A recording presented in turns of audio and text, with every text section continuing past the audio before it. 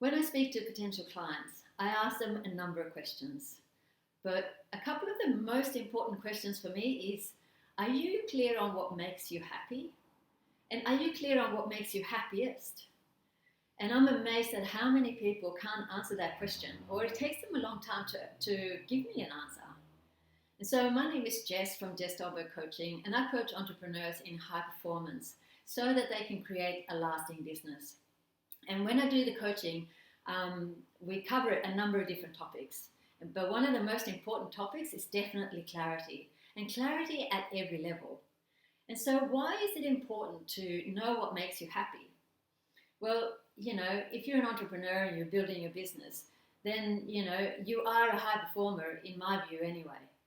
So, we're always striving and we're always kind of looking to that next thing, problem solving, creating something, and it's tough and it's hard. And it's easy sometimes to get stuck in that mindset of just grit, just pure grit of pushing through everything, even though it's a great opportunity and a lot of fun to be building a business as well.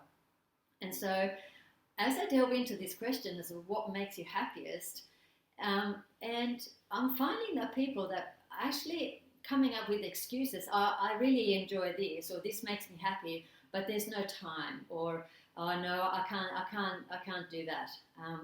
And then I delve a little bit deeper, and I find that a lot of people are actually almost not giving themselves permission,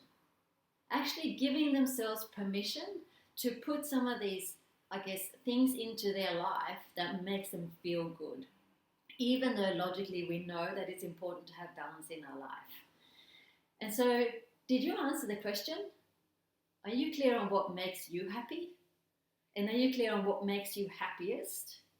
And so here's what I'd like you to do is, number one, first identify 2 or 3 things that in answer to those questions. Maybe it's spending quality time with your partner or with your children.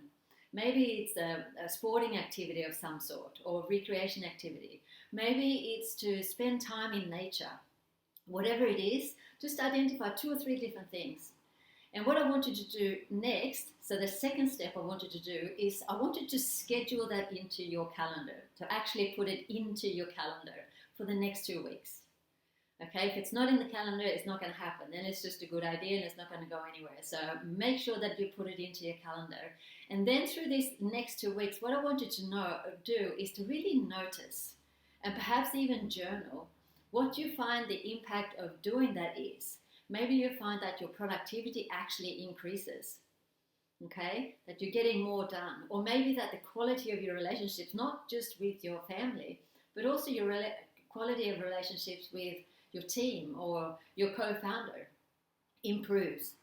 And so just notice, and if it's working, if it's something that is actually a positive thing in your life, then keep going. And so when I talk to people about high performance, and the way I coach high performance is definitely about reaching that next level. And so we're going for the above norm performance, sustained over the long term.